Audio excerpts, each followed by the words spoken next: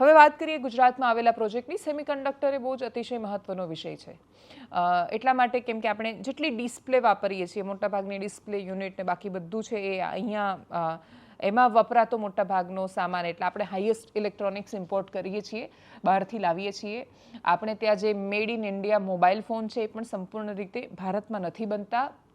એમાં વપરાતા બહુ જ બધા કમ્પોનન્ટ્સ, તત્વો આપણે લાવવા પડે છે. સેમિકન્ડક્ટર ક્ષેત્રમાં આજે દુનિયામાં સૌથી સફળ કોઈની ગાથા કે કહાની હોય તો એ તાઇવાનની છે. ચાઇના પણ પોતાની જાતે આત્મનિર્ભર આમાં બની રહ્યું છે. મોટાભાગના દેશો છે કે આમાં પ્રયત્નો કરી રહ્યા છે. અને એટલે જે ચીપ કેટલી મહત્વની છે તો કે ભારતમાં પહેલીવાર જ્યારે મેડ ઇન ભારત ચીપ બની ત્યારે સાણંદમાં પ્રધાનમંત્રી મોદી જાતે આવ્યા હતા એ ચીપને બહાર પાડવા માટે, લોન્ચ કરવા માટે. ટાટાનું સેમિકન્ડક્ટર યુનિટ ધોલેરા એસઆઈઆરમાં ચાલી રહ્યું છે. માઇક્રોનનું યુનિટ છે. એના પછી બીજા 4-5 ચાલતા યુનિટ અને હવે વધુ એક 3,963 કરોડના પ્રોજેક્ટને કેન્દ્રીય કેબિનેટે મંજૂરી આપી દીધી છે. આ બહુ જ મહત્વનો ઘટનાક્રમ ગુજરાત સંદર્ભે એ માટે છે કેમ કે ધોલેરાની બહાર જ્યાં જમીનને કશું લેવા દેવા જ નથી, જે વિસ્તાર એસઆઈઆરમાં સ્પેશિયલ ઇન્વેસ્ટમેન્ટ રિજિયનમાં આવતો નથી, એના નામ પર ત્યાં લાખ રૂપિયાના પ્લોટ ને બાકીનું બધું વેચીને જે માણસો દિલ્હી મુંબઈના લોકોને પેલું તમારી પાસે તમારું પોતાનું ઘર ને જમીન એના સપના બનાવીને લૂંટવાવાળા લોકો ધોલેરાના નામે લૂંટી બહુ ગયા. અને એટલે જ ધોલેરાનું નામ થવું જોઈએ એનાથી વધારે બદનામ એ થયું. એ બદનામ થવાનું પાછળ એ પ્રકારના ઠગ તત્વોને ટોળકી છે. આ બધા જ ઠગ તત્વોને ટોળકી છે એ ખબર હોવા છતાં આંખ આડા કાન કરતું વ્યવસ્થા તંત્ર છે, સરકાર છે.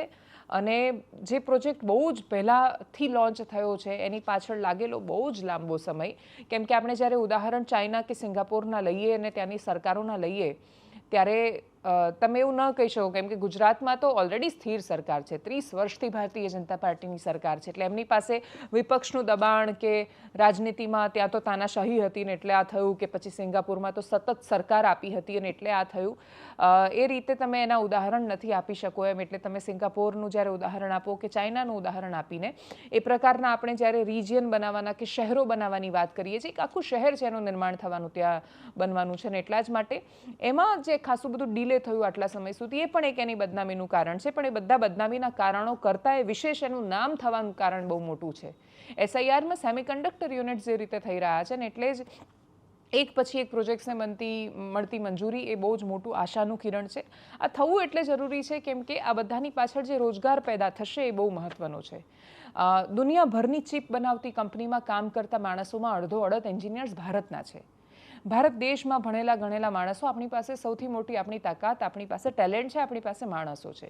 બસ એનો ઉપયોગ કઈ રીતે કરવો છે. એટલે એક બાજુ તમે એનો ઉપયોગ પેલું બુલડોઝર લઈને લોકોના કાર્યાલયો તોડવામાં ને એ બધું કરવામાં પણ કરી શકો છો, એટલે અરાજકતા પણ ફેલાવી શકે છે. હાથને નવરા માણસો જ આ કરે છે. કોઈ દિવસ કામ ધંધાવાળા માણસો સોશિયલ મીડિયા પર લખશે, એની આક્રમકતા ત્યાં ઠાલવશે. કોઈ દિવસ તમે રસ્તા પર જઈને પથ્થરો મારતા નહીં જુઓ.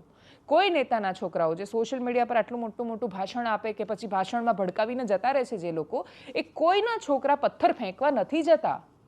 એમના છોકરા તો આવા સેમિકન્ડક્ટર યુનિટ્સ નાખે છે, કાં તો બીજા કોઈ દેશમાં બીજા કોઈ પ્લાન્ટ કરે છે, એ ફેક્ટરીઝ લાવે છે, ઉદ્યોગો કેવી રીતે લાવે એના પર જ કામ કરે છે. અને એટલે જ આ બંને ઘટનાઓને એક સાથે જોઈને આપણે હવે નક્કી કરવાનું છે કે આપણે કઈ દિશામાં જવું. આપણે ચિપ્સ બનાવવા પર ફોકસ રાખવું, એઆઈનો ઉપયોગ કેવી રીતે કરીશું એના પર ધ્યાન રાખવું, કેમ કે હજી તો સારો સમય છે.